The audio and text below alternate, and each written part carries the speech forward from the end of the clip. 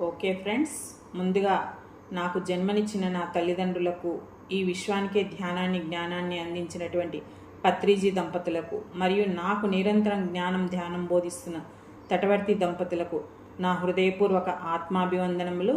అలాగే జూమ్ నిర్వహిస్తున్న సునీతామోహన్ దంపతులకు, జూమ్లో ఉన్న మీ అందరికీ కూడా నా ధన్యవాదాలండి. మనం గత ఎపిసోడ్లలో ఆత్మస్థితుల గురించి మనం తెలుసుకుంటున్నాం. ఇప్పటి వరకు శైశవాత్మ, బాలాత్మ, ప్రౌఢాత్మ, యువ ఆత్మ, వృద్ధాత్మ వరకు మనం తెలుసుకోవడం జరిగింది. ఈరోజు ఏంటి అంటే విముక్తాత్మ గురించి తెలుసుకుందాం. ఏంటి విముక్తాత్మ? మనిషి జీవితం అనేది కేవలం ఈ శరీర ప్రయాణమే అనుకుంటే కాదు. మరి ఏంటి అంటే ఇది ఆత్మ యొక్క ప్రయాణం.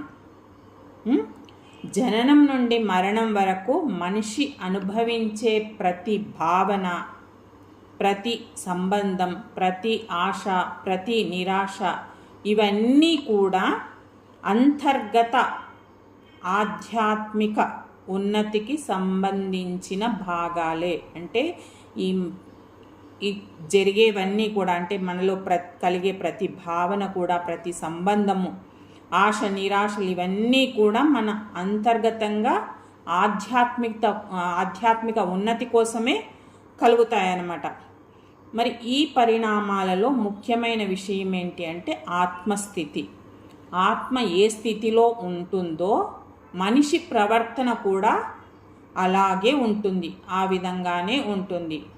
మనం శైశవాత్మ స్థితిలో ఉంటే అక్కడ ఏముంటుంది? తినడం, పండుకోవడం, ఆ స్థితియే ఉంటుంది. అలా ఆత్మ ఏ స్థితిలో ఉంటే ప్రవర్తన కూడా ఆ స్థితిలోనే ఉంటుందన్నమాట. అజ్ఞానం నుండి జ్ఞానానికి, బంధనం నుండి విముక్తికి చేరే ప్రయత్నమే ఆధ్యాత్మిక జీవితం.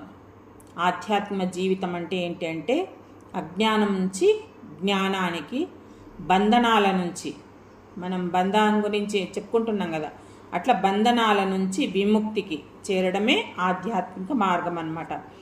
ఈ ఆధ్యాత్మిక మార్గంలో చివరికి చేరే పరమస్థితి ఏంటి అంటే విముక్తాత్మ స్థితి అన్నమాట. ఆత్మస్వరూపం గురించి మహర్షులంతా ఒకే విషయాన్ని చెప్తారు. ఏంటి అంటే ఈ ఆత్మ నశించదు, పుట్టదు. అంటే చావు లేదు, పుట్టుక లేదు, నశించదు. ఇంకా ఈ శరీరం అనేది మారుతూ ఉంటుంది, అంతే కదా. ఒక జన్మలో పిల్లవాడి నుంచి వృద్ధాప్యం వరకు అలా మారుతుంది. జన్మపరంగా చూసుకుంటే శైశవాత్మ నుంచి మారుతూనే ఉంటుందన్నమాట. అలా మారుతూనే ఉంటుంది. కానీ ఆత్మ మాత్రం మారదనమాట. ఇదే విషయం భగవద్గీతలో శ్రీకృష్ణ భగవానుడు ఏం చెప్పిండు? వాసాంచి జీర్ణాన్ని యథా విహాయ అని చెప్పడం జరిగింది. అంటే మనిషి పాత వస్త్రములను తీసి కొత్త వస్త్రములను ఎలా వేసుకుంటాడో ఆత్మ కూడా పాత శరీరాన్ని విడిచి కొత్త శరీరాన్ని స్వీకరిస్తుంది. అంతే కదా. మనం చిరిగిపోయిన బట్టలు ఉంచుకుంటామా? ఒకప్పుడు అంటే కుట్లేసుకొని కూడా తొడిగేటోళ్ళు, కానీ ఇప్పుడైతే ఊరికే గింత ఇదైనా కూడా తీసేస్తున్నాం. అలాగే మనం ఎలా బట్టలు తీసేస్తామో ఈ ఆత్మ కూడా విసుగొస్తుంది అన్నమాట. దానికి కూడా రోగాలతో, రోష్టిలతో ఉంటే ఇంకా ఎన్ని రోజులు నా ఆత్మ ఇంకా ఉన్నతికి ఎదగాలి కదా. ఎదగాలి అంటే కొత్త శరీరంతోనైతేనే ఎదగగలుగుతుంది. ముసలిదైన శరీరంతోనే ఎదగలేదు కదా. అందుకని ఆ శరీరాన్ని విడిచి కొత్త శరీరాన్ని దాలుస్తుందన్నమాట. అయితే ఆత్మకు నిజమైన శాంతి ఎప్పుడు లభిస్తుంది అంటే తన అసలు స్వరూపాన్ని గుర్తించినప్పుడు మాత్రమే ఆత్మకు నిజమైన శాంతి అనేది. ఇప్పుడు చూడండి, మనం ఆత్మస్థితులు అనేకం 7 రకాలు చెప్పుకున్నాం. కానీ సాధారణంగా 3 ప్రధాన స్థితులలో చూడవచ్చు. ఏంటి అంటే బద్ధాత్మ, సాధకాత్మ, విముక్తాత్మ. ఈ 3 స్థితుల్లో మనం 7 స్థితులు చెప్పుకున్నాం కదా.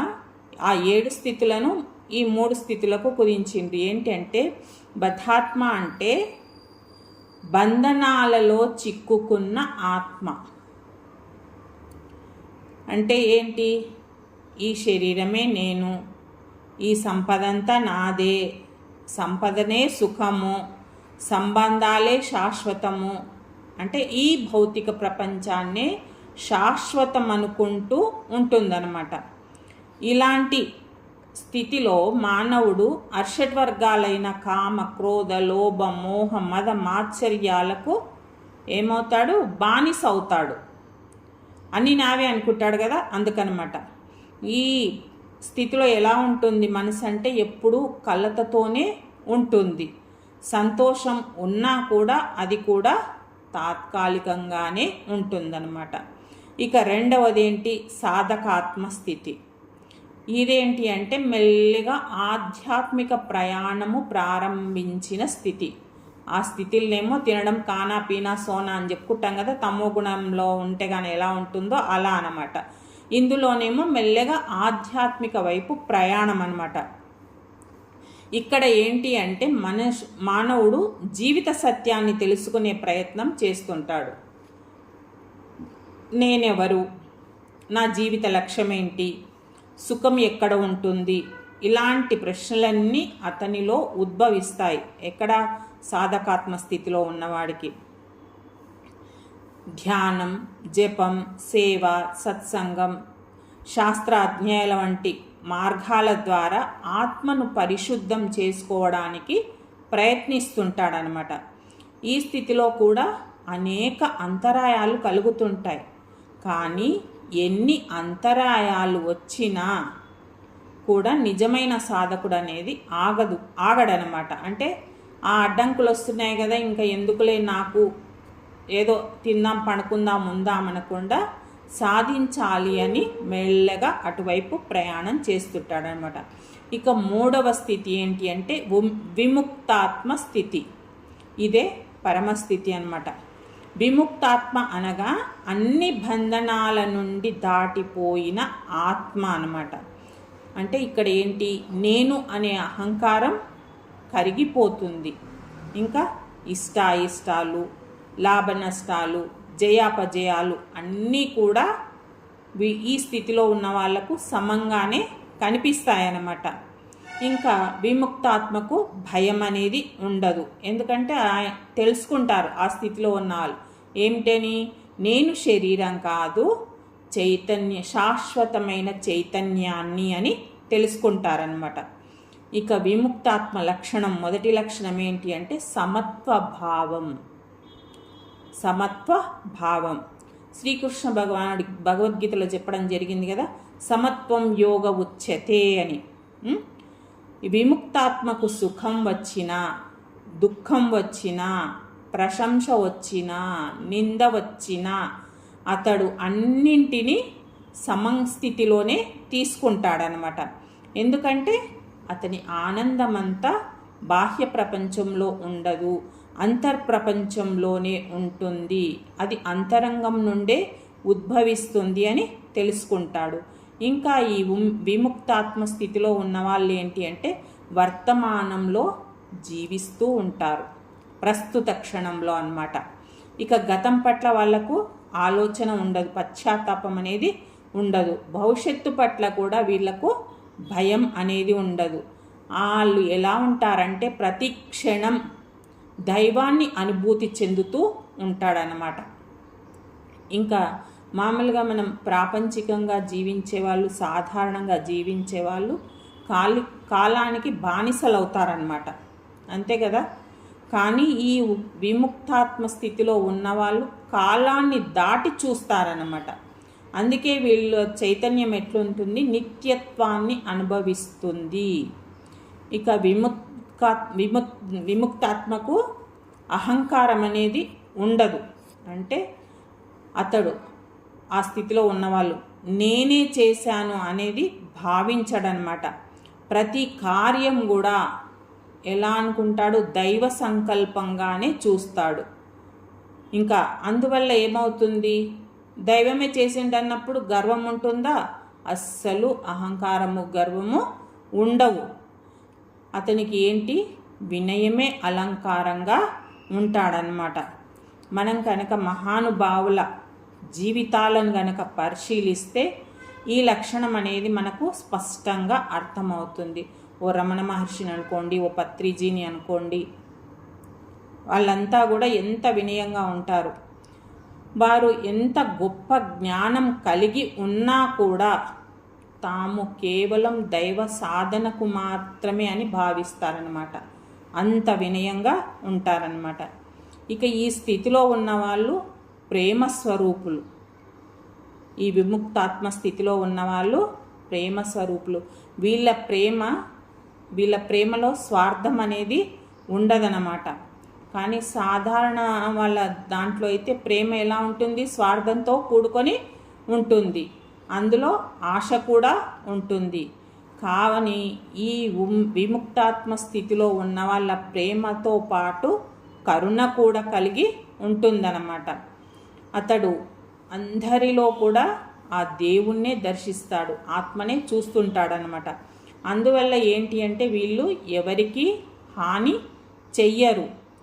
అతని మాటలు కూడా ఎప్పుడూ శాంతంగా మాట్లాడుతూ ఉంటారనమాట. అలా మాట్లాడేటప్పుడు వాళ్ళ దగ్గర మనమున్నా మనకెంతో హాయి కల్పిస్తుంది. కైకయ్య ఏమనేటోళ్ళ దగ్గర ఉంటే ఎలా ఉంటుంది? అబ్బా వీళ్ళ దగ్గర ఉంటే నెత్తిన వస్తుందిరా నాయన అని మనమే వెళ్ళిపోతాం. అదే మంచిగా మాట్లాడేటోళ్ళ దగ్గర ఉంటే గంట తర్వాత ఇంకో గంట ఉండాలి అనిపిస్తుంది. అలా ఉంటారనమాట విముక్త ఆత్మస్థితిలో ఉన్నవాళ్ళు. వీళ్ళకు ఇంకా కోరికలు ఉండవు. ఎందుకు ఉండవు అంటే కోరికలే బంధనాలవుతాయి అని తెలుసు కాబట్టి కోరికలు ఉండవు. అంతే కదా, ఒక కోరిక తీరిందడవే ఇంకో కోరిక వస్తూనే ఉంటుంది. ఒక కాడికి సమాప్తం అనేది ఉండదన్నమాట. ఈ విధంగా ఉన్నప్పుడు ఏమవుతుంది? మనసు ఎప్పుడు కూడా అసంతృప్తిగానే ఉంటుందన్నమాట. కానీ విముక్తాత్మస్థితిలో ఉన్నవాళ్ళు అంతర్గతంగా తృప్తి పొందుతారనమాట. అంటే వాళ్ళకి ఇక కోరికలు ఉండనప్పుడు ఎప్పుడు తృప్తిగానే ఉంటారనమాట. అందువల్ల అతడు ఏంటంటే బయటి ప్రపంచం నుంచి ఏమి ఆశించడు. ఇంకా వాళ్ళు తృప్తిగా ఉన్నప్పుడు ఆశిస్తారా? అన్నీ ఉన్నప్పుడు ఎవరు ఆశిస్తారు? ఏం ఆశించరు, అలా అనమాట. ఇంకా విముక్తాత్మకు భయం అనేది ఉండదు. మరి ఎందుకు ఉండదు అంటే నష్టం జరుగుతుందనే భావన ఉన్నప్పుడే భయం ఉంటుంది కదా. ఏదైనా మనకు నష్టము కష్టము వస్తుంది అనే భయం ఉన్నప్పుడే భయం వస్తుంది. అవేవి లేనప్పుడు తాన దగ్గర ఏం కోల్పోవలసింది ఏమీ లేదు అని అనుకున్నప్పుడు ఎందుకు భయపడతాడు? భయం అనేది ఉండదన్నమాట. శరీరం నశిస్తుందనేది కూడా భయం ఏముండదు. ఎందుకు అంటే తను ఆత్మ అని తెలుసుకున్నాడు కాబట్టి. ఈ శరీరం పోతే ఇంకో శరీరం వస్తుంది అని తెలుసుకుంటాడు కాబట్టి ఆ భయం కూడా ఉండదు. ఇంకా వీళ్ళలో ఏంటి అంటే క్షమాగుణం అపారంగా ఉంటుందంట. ఈ విముక్తాత్మస్థితిలో ఉన్నవాళ్ళు అంటే వాళ్ళు ఎవ్వరి పట్ల ద్వేషం పెట్టుకోరు. ద్వేషం కూడా ఒక బంధనమే అని తెలుసుకుంటాడట. ఇది కూడా ఎంత గొప్ప పాయింట్ చూడండి. ద్వేషం పెట్టుకోకపోవడానికి కారణం ఏంటి అంటే అది కూడా ఒక బంధనమే అవుతుంది, అంటే అది కూడా ఒక సంఖ్యలే అవుతాయని. అందుకని పెట్టుకోడు, ఇతరులను తప్పులను చూడడనమాట. ఎందుకు అంటే అవగాహన చేసుకుంటాడు. వాడు ఏ స్థితిలో ఉన్నాడో ఆ స్థితి నుంచి మాట్లాడుతున్నాడు అనే అవగాహన వస్తుందన్నమాట. అంటే ప్రతి జీవి కూడా తమ ఆత్మస్థాయిని బట్టి దానికి అనుగుణంగానే జీవిస్తారు, ప్రవర్తిస్తారు అని తెలుసుకుంటాడనమాట. ఇంకా ఈ విముక్తాత్మ స్థితి ఏంటి అంటే సేవామయం. అంటే ఇతడు సమాజం నుండి ఏమీ తీసుకోడు, తన దగ్గరున్నది ఇవ్వడానికే జీవిస్తాడు. సమాజం నుంచి ఏం తీసుకోవాలనుకోడు, తన దగ్గరున్నదే ఇస్తుంటాడనమాట. తన జ్ఞానాన్ని, ప్రేమను, శాంతిని ఇతరులకు పంచుతూ ఉంటాడనమాట. చూడండి, నిజమైన గురువులు, మహాత్ములు, యోగులు వాళ్ళంతా కూడా బంధనాల నుండి విముక్తి పొంది మోక్షాన్ని పొందిన మహనీయులు. వీళ్ళంతా ఇలా పంచే వాళ్ళంతా కూడా ఇదే అన్నమాట. వారు తమ జీవితాన్ని ప్రపంచం మేలు కోసం అంకితం చేస్తారు.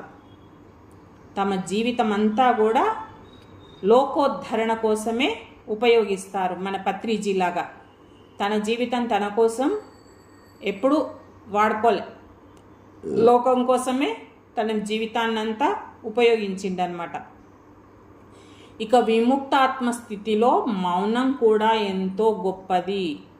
మౌనం చాలా చాలా గొప్పది. మౌనం అంటే ఏమనుకుంటాం మనం? మామూలుగా మాట్లాడకపోవడమే మౌనము అనుకుంటాం, కానీ కాదు. మనసు ప్రశాంతంగా ఉండే స్థితి అన్నమాట. ఆలోచనల అలజడి తగ్గినప్పుడు అంతరంగంలో దైవ స్వరూపం ప్రతిబింబిస్తుంది.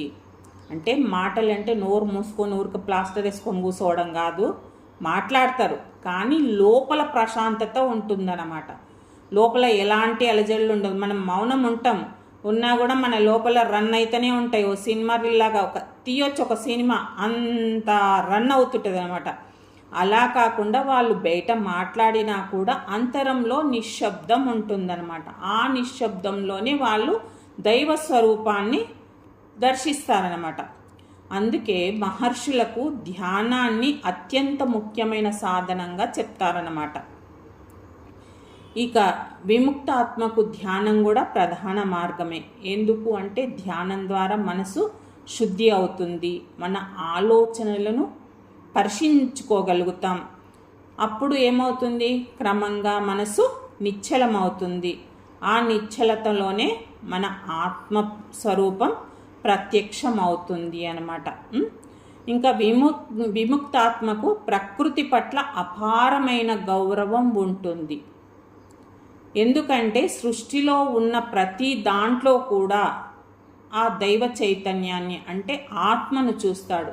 చెట్టులో, పక్షిలో, జంతువులో ప్రతి దాంట్లో కూడా అతను దైవ స్వరూపాన్నే చూస్తాడనమాట. అందుకని ఏ జీవిని హింసించడు, ఎవరిని తూలనాడనమాట, ఎవరిని తక్కువగా చూడడు. ఎందుకు? అన్ని జీవుల్లోనే ఆత్మస్వరూపాన్ని దర్శిస్తాడనమాట. ఈ సమదృష్టి అత్యున్నత జ్ఞాని యొక్క లక్షణం అన్నమాట.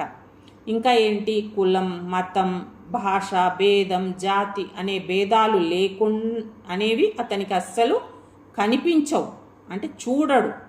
ప్రేమే అతని మతంగా భావించుకుంటాడనమాట. ఇంకా విముక్తాత్మ ప్రార్థన కూడా భిన్నంగా ఉంటుందంట. ఏంటి అంటే మామూలుగా అయితే ఏం అనుకుంటాం? మనుషులమైతే కోరికలు కోరుతాం. నాకు ఇది కావాలి, నా కొడుకు పెళ్ళి కావాలి, నా బిడ్డకు పెళ్ళి కావాలి, మాకు ఇల్లు కావాలి, ఇట్లా కోరుకుంటుంటాం కదా. కానీ వీళ్ళ స్థితి ఏంటి అంటే కృతజ్ఞత మాత్రమే ఉంటుందట. నాకు ఈరోజు ఈ పూటకు అన్నం ఇది దొరికింది, నీవు ఇచ్చింది ఇదే నాకు మహాప్రసాదము అనే కృతజ్ఞతాభావంతో ఉంటుందట. అతడు దేవుడా నాకు ఇది ఇవ్వు, నాకు అది ఇవ్వు అనేది ఏది ఉండదు. నువ్వు ఏది ఇచ్చినా నాకు అంగీకారమే అని అంగీకరిస్తాడనమాట. ఈ విముక్తాత్మకు జీవితం అట ఒక ఆటలాగా కనిపిస్తుందట. మనం మామూలుగా ఆటలు ఆడుకుంటాం కదా, ఆయన కూడా జీవితం ఒక ఆటలాగా అనిపిస్తుందంట. అంటే ప్రపంచంలో జరిగే ప్రతి సంఘటనను కూడా అతను సాక్షిలా చూస్తాడట. అంటే అందులో పాల్గొంటాడు, కానీ అందులో చిక్కుకోడు, అందులోనే ఉండడు. ఎలా అంటే తామరాకు మీద నీటి బొట్టులా ఉంటుంది అతని జీవితం. తామరాకు మీద నీటి బొట్టు అంటుకుంటుందా? అది ఇలా అంటే ఇలా పోతుంది, అలా అంటే అలా పోతుంది, అంటుకోదు. అలాగే ఈ ప్రపంచంలో ఉన్నా కూడా ప్రపంచానికి అతీతంగానే జీవిస్తాడనమాట. మరి ఈ విముక్తాత్మ స్థితిలో పొందాలి అంటే అది ఒక్క రోజులో జరిగే పని కాదు. మరి ఏంటి అంటే దీనికి ఎన్నో జన్మల సాధన అవసరం. ఒక జన్మతో వచ్చేది కాదు, ఒక్క రోజుతో వచ్చేది కాదు. అందుకు మనం ఏం చేయాలి అంటే నిరంతర ఆత్మ పరిశీలన, మన ఆత్మ పరిశీలన జరగాలి. అలాగే భక్తి, జ్ఞానం, ధ్యానం ఇవన్నీ కలిసినప్పుడు మన ఆత్మ శుద్ధి అవుతుందన్నమాట. శుద్ధి అయ్యే కొద్దీ మనలో ఉన్న అహంకారం కరిగిపోతుంది. అప్పుడే మెల్లిమెల్లిగా విముక్తం ప్రారంభమవుతుంది. అంటే ఒకటి ఒకటి వదిలిపెడుతుంటామన్నమాట. ఇంకా ఏంటి అంటే మనిషి జీవితంలో ప్రధాన సమస్య ఏంటి అంటే మనసుతో ఐక్యం. అంటే మనసుతో కలిసిపోవడం, అంటే ఏది అనుకుంటే అదే భావించుకొని ఉంటాం కదా. అంటే మనకి ఏ ఆలోచన వచ్చినా అదే నిజమని నమ్ముతుంటాం. మనకి ఏ ఆలోచన వచ్చినా సరే అది మంచిది కానీ చెడ్డది కానీ ఏది వచ్చినా అదే నిజము అని నమ్ముతుంటాం అన్నమాట. కానీ ఈ విముక్తాత్మ స్థితిలో అలా కాదనమాట. మనసు నుండి వేరుగా చూసుకుంటాడు. వచ్చిన ఆలోచనలను తనవిగా భావించడనమాట. ఏమనుకుంటాడు? ఆలోచనలు వస్తున్నాయి పోతున్నాయి, కానీ తను సాక్షిగా గమనిస్తూ ఉంటాడనమాట. మనం బస్సులో పోతుంటే ఏమిటి పక్కన అన్నీ పోతూ ఉంటాయి, మనం ముందెళ్తుంటాం అవి వెనక్కి వెళ్ళిపోతుంటాయి. సాక్షిగా మనం ఎలా చూస్తామో అలా సాక్షిగా గమనిస్తాడనమాట. ఈ సాక్షి భావమే ఆధ్యాత్మిక జీవితంలో అత్యంత ముఖ్యమైనది. మనం కూడా అది ఆ బస్సులో పోయేటప్పుడు ఎట్లా నేర్చుకొని చూస్తామో జీవితంలో జరిగే ప్రతి సంఘటనను కూడా అలా చూడగలగాలి. చూస్తే అన్నీ పొందుతామన్నమాట. ఇంకా విముక్తాత్మకు సంతోషానికి కారణం అవసరం లేదు. మరి ఏంటి అంటే సాధారణంగా మానవులను చూస్తే ఏదైనా లభించిందనుకోండి అప్పుడు సంతోషిస్తారు, ఏదన్నా కోల్పోయిందనుకోండి బాధపడతారు. అంటే ఏదన్నా జరగరాని నష్టం జరిగిందనుకోండి ఇంకా బాధపడుతూనే ఉంటాడు. లేదు 1,00,000 రూపాయలు కలిసి వచ్చినాయనుకోండి అప్పుడు సంతోషపడుతుంటారు. కానీ ఈ స్థితిలో ఉన్న వాళ్ళు ఏంటి అంటే వీళ్ళకు ఆనందమే ఆత్మస్వరూపం అన్నమాట. వీళ్ళ ఆనందం పరిస్థితుల మీద కాదు, ఆత్మ చైతన్యం మీద ఆధారపడి ఉంటుందన్నమాట. ఇక వీళ్ళ దృష్టిలో ఏంటి, మరణం అనేది అంతం కాదు. మనం ఏమనుకుంటాం, మరణం అంటే ఇక అయిపోయింది నా జీవితము అని అనుకుంటాం. కానీ ఈ స్థితిలో ఉన్న వాళ్లకు మరణం అనేది అంతం కాదు. ఏంటి అంటే మరి మార్పు అంటే ఒక శరీరాన్ని వదిలి ఇంకొక శరీరం తీసుకుంటాం. అందువల్ల వీళ్ళు మరణాన్ని సహజంగానే స్వీకరిస్తారన్నమాట. అందుకే వీళ్ళు ఏమంటే జీవితము మరియు మరణము దైవలీలగా కనిపిస్తాయి వీళ్లకు. దేని గురించి బాధపడరన్నమాట. ఇక ఈ స్థితిలో ఉన్న వాళ్ళకి ఏంటి అంటే సహనము అత్యంత గొప్పదనమాట. ఈ స్థితిలో ఉన్న వాళ్ళకు ప్రపంచంలో తనతో ఎలా ప్రవర్తించినా అతడు మాత్రం శాంతిని కోల్పోడు. వీళ్ళ దగ్గర ఎవరన్నా తప్పుగా ప్రవర్తించినా రూఢిగా ప్రవర్తించినా వీళ్ళు వాళ్ళ సహనాన్ని కోల్పోరు, శాంతిగానే ఉంటారు. ఎందుకంటే స్థిరత్వం అనేది బయట కాదు లోపల ఉంటుంది అనేది వీళ్ళకు తెలుసు కాబట్టి దానితో ఏకమై ఉంటారన్నమాట. ఇంకా ఈ స్థితిలో ఉన్న వాళ్ళు నిజమైన స్వేచ్ఛ కలిగి ఉంటారు. అంటే ఈ స్వేచ్ఛ అనేది బయటి పరిస్థితుల నుండి వస్తుందా అంటే కాదు, అంతరంగం బంధాల నుండి వస్తుంది. అంటే కోపం, అసూయ, భయం, అహంకారం, ఆశ. ఆత్మజ్ఞానం కలిగినప్పుడు అంటే అజ్ఞానపు భ్రమలు తొలగినప్పుడు ఇవన్నీ తొలగిపోతాయన్నమాట. ఇంకా ఈ స్థితిలో ఉన్న వాళ్ళు ఎప్పుడు కృతజ్ఞతతో జీవిస్తారు, ఎప్పుడు కూడా కృతజ్ఞతతో జీవిస్తారు. ప్రతి అనుభవం కూడా ఆ దేవుడి యొక్క కృపగానే చూస్తారనమాట. అంటే కష్టాలు వచ్చినా అవి తన ఎదుగుదలకే వచ్చాయి అని భావిస్తారు. అందువల్ల ఏంటి వీళ్ళు ఎప్పుడు అసంతృప్తితో ఉండరన్నమాట. ఇక మనిషి ఈ విముక్తాత్మ స్థితికి చేరాలి అంటే ముఖ్యమైన కొన్ని సాధనలు అవసరం. ఏంటి అంటే మొదట మనం మనసును శుద్ధి చేసుకోవాలి, రెండవది సత్సంగము, మూడవది ధ్యానము, నాలుగవది సేవ, ఐదవది దైవంపై విశ్వాసం. ఇవన్నీ మనం అవలంబించినప్పుడు అంటే పాటించినప్పుడు క్రమంగా మనలో అంతరంగ శాంతి లభిస్తుంది. తెలుసు కదా, మనసు శుద్ధి చేసుకోవడం అంటే ఇక ధ్యానం ద్వారానే అనమాట. సత్సంగం ఎంతో ముఖ్యమైనదనమాట. అంటే మనం ఎవరితో ఉంటామో, ఎవరి సాంగత్యంలో ఉంటామో వారి ప్రభావం మన మనసుపై ఉంటుంది. అంతే కదా.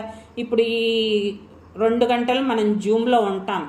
ఇంతసేపు ఎలా ఉంటుంది మన మనసంతా ఈ ఆధ్యాత్మిక వైపే ఉంటుంది. ఇంకా తెలుసుకోవాలి, ఏం చెప్తారు, అది అట్లా కదా, ఆత్మ ఇలా ఉంటుంది కదా, మనలో అరిషట్ వర్గాలు ఉంటాయి కదా, అనురాగ మమకారాలు ఉంటాయి, ఇవన్నీ మనం తెలుసుకుంటాం. ఇవన్నీ తెలుసుకోవడం వల్ల మనం మారాలని ప్రయత్నిస్తుంటాం అన్నమాట. అంటే మహాత్ముల సాన్నిధ్యం వల్ల మన ఆలోచనలు కూడా మార్చుకుంటామన్నమాట. వారి జీవితం మనకు ఒక ప్రేరణగా ఉంటుందన్నమాట. ఇక నిస్వార్థ సేవ కూడా విముక్తికి దారి తీస్తుంది. అంటే స్వార్థం లేకుండా నిస్వార్థంగా ఎప్పుడైతే సేవ చేస్తుంటారో, ఎవరైతే సేవ చేస్తుంటారో వాళ్ళు విముక్త స్థితికి మెల్లగా దారి తీస్తుంటారు. ఎందుకు అంటే ఆ సేవ చేయడం వల్ల అహంకారం అనేది నశిస్తుంది. నేను అనే భావన కూడా కరిగిపోతుందన్నమాట. కరిగిపోయి ఏంటి, ఇతరుల బాధను తన బాధగా భావించడం జరుగుతుంది. ఇతరులకు ఏ బాధ కలిగినా తన బాధగా భావిస్తారన్నమాట. ఇంకా భక్తి అనేది కూడా ఈ విముక్తి స్థితికి శక్తివంతమైన మార్గం. నిజమైన భక్తుడు తనను పూర్తిగా దైవానికి అర్పిస్తాడు. అంటే మనం ఎవరిని చెప్పుకోవచ్చు అంటే మీరాబాయిని చెప్పుకోవచ్చు. ఆమె మొత్తానికి తుకారాము, మీరాబాయి వాళ్ళని మొత్తానికి ఆ భగవంతునికి అర్పించిండ్రనమాట. వాళ్ళకు ఇంకా వ్యక్తిగత అహంకారం అనేది ఉండదు. ఈ సమర్పణ ఏంటి అంటే చివరికి విముక్తికి దారి తీస్తుందన్నమాట. జ్ఞానం లేకుంటే విముక్తి సాధ్యం కాదు. జ్ఞానం ఉంటేనే, అంటే వాళ్ళు భక్తి మార్గంలో అర్పించినా కూడా వాళ్ళకు జ్ఞానం లభించడం వల్ల వాళ్ళు విముక్తి పొందారన్నమాట. మరి ఇది పుస్తకాల ద్వారా లభిస్తుందా? ఈ జ్ఞానం పుస్తకాల ద్వారా లభిస్తుందా అంటే పుస్తకాల దగ్గర మనం కొంచెం అనుభవం పొందుతాం, కానీ అనుభవ జ్ఞానమే మనకు కావాలి. స్వతహాగా మనలో మనకు కలగాలన్నమాట. నేను శరీరం కాదు ఆత్మనే. మనం వింటున్నాం ఈ మాటను, నేను శరీరం కాదు ఆత్మను అని రోజు పొద్దున లేచినప్పటి నుంచి వింటూనే ఉన్నాం. కానీ అది మన అనుభవంలోకి రావాలి, అది తెచ్చుకోవాలి. అది తెచ్చుకున్నప్పుడే మనం మారగలుగుతామన్నమాట. ఇంకా ఈ విముక్తాత్మ స్థితి అనేది మనిషి జీవితానికి పరమావధి అనమాట. అంటే సంపదలు, పదవులు, కీర్తి, ప్రతిష్టలు ఇవన్నీ కూడా తాత్కాలికమే అనేది తెలుసుకుంటాం. ఆత్మజ్ఞానమే శాశ్వతము అనేది కూడా తెలుసుకుంటాం అన్నమాట. ఇక విముక్తాత్మ స్థితికి చేరినవాడు నిజమైన ఆనందాన్ని పొందుతాడు. అతడు ప్రపంచంలో ఉన్న ప్రపంచానికి అతీతంగానే జీవిస్తాడు. ఇందాకే మనం చెప్పుకున్నాం, అతని జీవితంలో ప్రేమ, కరుణ, జ్ఞానం, సమత్వానికి ప్రతీకగా మారుతుందన్నమాట. అందువల్ల మనిషి జీవితంలో అత్యంత ముఖ్యమైన ప్రయాణం బయట ప్రపంచం వైపు కాదు, మరేంటి, అంతరంగం వైపు ప్రయాణం చెయ్యాలన్నమాట.